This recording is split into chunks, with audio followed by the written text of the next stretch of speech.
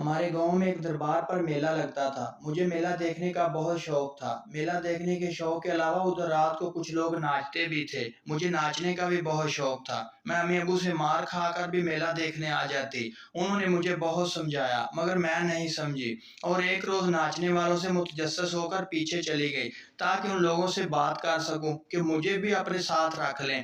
لیکن میری حیرت کی انتہا نہ رہی جب میں نے بنے ٹھنے میک اپ کیے ہوئے چہروں کو اتنی قربت سے دیکھا۔ وہ سب جو ادھر کام کر رہے تھے، ان کا مالک انہیں چھڑیوں سے جانوروں کی طرح پیٹ رہا تھا کہ آپ لوگ صحیح سے کام نہیں کرتے اور کارکردگی نہیں دکھا رہے۔ یہ دیکھ کر میرے ہوش اڑ گئے اور میرا خون خشک ہو گیا۔ یعنی جو اتنی محنت کر رہے ہیں اور اتنا اچھا کام دکھا رہے ہیں، اس کے باوجود بھی ان کی اتنی تذلیل ہو رہی ہے اور لعن طعن کا سامنا ہے۔ میرے گمان میں بھی نہیں تھا۔ اسی وقت میں وہاں سے بھاگی اور توبہ کی کہ زندگی میں کبھی بھی ایسا کام نہیں کروں گی۔ اگر آپ کو ویڈیو اچھی لگے تو پلیز چینل کو سبسکرائب کر دیجئے تاکہ ہماری ہر ویڈیو آپ تک پہنچ سکے۔